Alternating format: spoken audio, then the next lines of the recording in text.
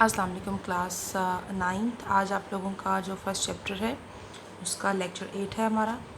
So let's find out what the topics are for today. Introduction to algorithm and algorithm examples. काफ़ी हद तक कल हम लोगों ने इंट्रोडक्शन एल्गोरिदम का कर लिया था। आज हम लोगों ने इसकी एग्जांपल्स को जो है वो समझना है और देखना है कि एल्गोरिदम के ज़रिए किसी मसले का हल जो है वो किस तरीके से स्टेट किया जाता है, लिखा जाता है। ठीक है, उसको किस तरह डिस्क्रिप्टिव फॉर्म में हम लोग जो है वो प्रेजेंट कर सकते हैं। ठीक है, सो कल हम लोगों ने जो है अपना आपके सामने ये मैंने आपको टेबल कल एक्सप्लेन किया था कि क्या क्या चीज़ें रिक्वायर्ड हैं, क्या क्या चीज़ें जो हैं वो शामिल हो सकती हैं किसी भी एल्गोरिदम को जो है बनाने के लिए। ठीक है, पहली एग्जांपल हम लोगों ने कल की थी और आज हम लोग चलते हैं और इस एक्टिविटी में भी यही बताया जा रहा है कि किस तरीके से आप जो है सम और उस सम को जो है वैल्यूज़ को सम करने के बाद उसका जो है किस तरीके से आप लोग जो है फाइंड करेंगे उसका एवरेज। ठीक है, तो आप इसमें देख सकते हैं कि ये 3 नंबर्स को सम किया तो 135 आंसर आया और फिर क्वांटिटी कितनी है 1, 2 एंड 3। तो जो है टोटल नंबर सम यानी कि sum of total number divided by the quantity of total number. तो सम 135 है और डिवाइड के बाद 3 लिखा हुआ तो इसका आंसर 45 आता है, यानी कि एवरेज 45 यहाँ पे निकल कर आ रही है। Moving on to the next example. This is an example in which we will have to find the acceleration of moving object, ठीक है, with the given mass and applied force। मतलब ये है कि हम लोगों ने फोर्स को जब मल्टीप्लाई करेंगे डिवाइड करेंगे मास के साथ तो हमारी एक्सेलरेशन फाइंड हो जाएगी। अब फार्मूले में आप देखें स्टेप 3 में आपको ये याद रखना पड़ेगा फार्मूला कि फोर्सेस और जो मास है इसकी वैल्यू आपको चाहिए, ये दोनों की वैल्यू होगी तो आप उसे डिवाइड करके जो भी आंसर आएगा वो एक्सेलरेशन जो है उसके बारे में बताएगा। तो ये अब आप देखें गौर से, इसमें जो है स्टेप 1 में स्टार्ट लिखा गया है कि आपका एल्गोरिदम स्टार्ट हो चुका है। स्टेप 2 में इनपुट चाहिए, जैसे फ़्लो चार्ट में चाहिए था, जो है मास और फोर्स की वैल्यू चाहिए। ठीक है, अब वो कोई भी हो, कोई भी इंटर करे।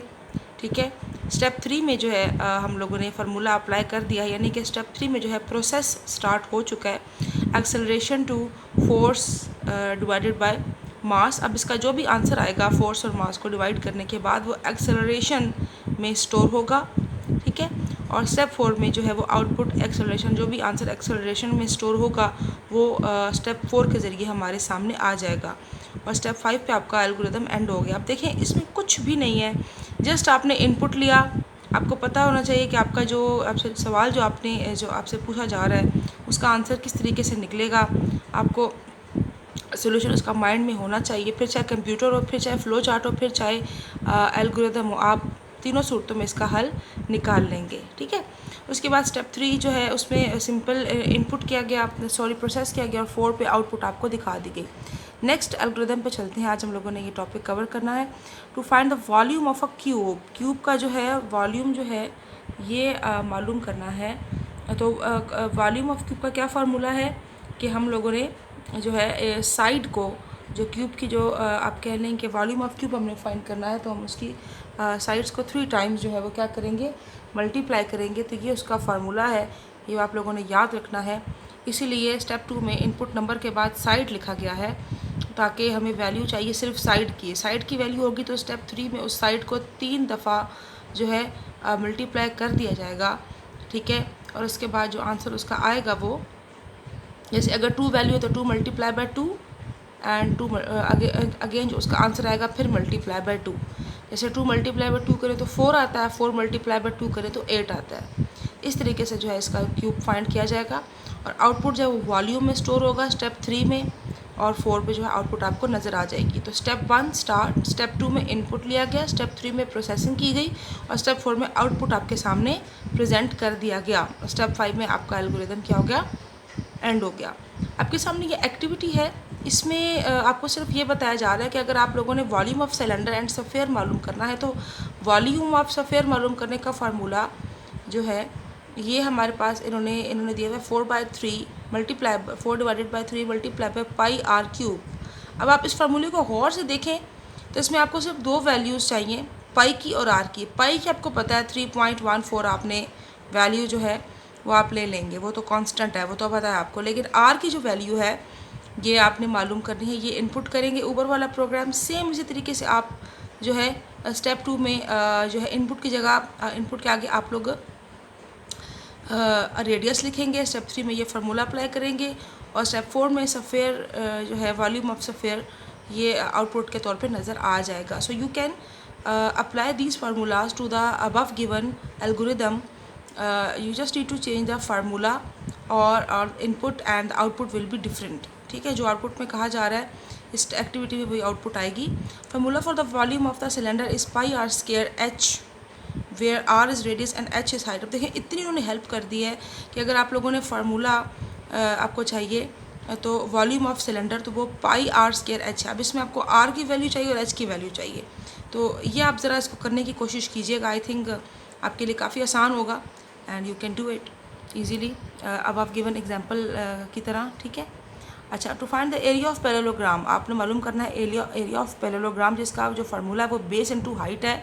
तो हमने बेस और हाइट की वैल्यू को स्टेप 2 में इनपुट लिया है, स्टेप 3 में इसको प्रोसेस किया गया है, स्टेप 4 में जो वो है वो हमें दिखा दी गई है। आउटपुट जो है एरिया उसका जो आंसर है वो जो आया है हमारे पास। फॉर एग्जांपल अगर बेस की वैल्यू स्टेप 2 में 4 थी और हाइट की वैल्यू 5 थी तो 4 मल्टीप्लाई बाय 5 क्या हो गया 20। तो अब आउटपुट में क्या आ जाएगा एरिया की जगह पे 20, तो स्टेप 4 में आउटपुट हमें शो हो जाएगा। ठीक है, अब नीचे एक्टिविटी में कहा गया कि change the above algorithm for finding the area of triangle rhombus and trapezium. ये आपने फाइंड आउट करना है एरिया ऑफ ट्राइंगल। इस प्रोग्राम को आप कन्वर्ट करें कि रोम्बस को फाइंड करने का क्या फार्मूला है, ट्रापेजियम को फाइंड करने का क्या फार्मूला है और ट्राइंगल को, तो वो फार्मूला आप इसी तरीके से इनपुट करके आप उसका मालूम कर एरिया इन तीनों का मालूम कर लेंगे। ठीक है, काफ़ी आसान है ये। अब आपने इसमें बताना है कि 3 आपका जो फ्लो चार्ट है एल्गोरिदम के display large one out of 3 given numbers. अब ये 3 नंबर है आपके पास। ठीक है, इसमें जो है नंबर आपने N0 N1 N2 आपको नहीं पता अभी नंबर क्या है। स्टेप 2 में जस्ट आपने नंबर्स मांगने की डिमांड की है कि नंबर 3 कोई भी चाहिए, तो ये जो आपका एल्गोरिदम है ये आपको बताएगा कि इनमें से बड़ा नंबर कौन सा है।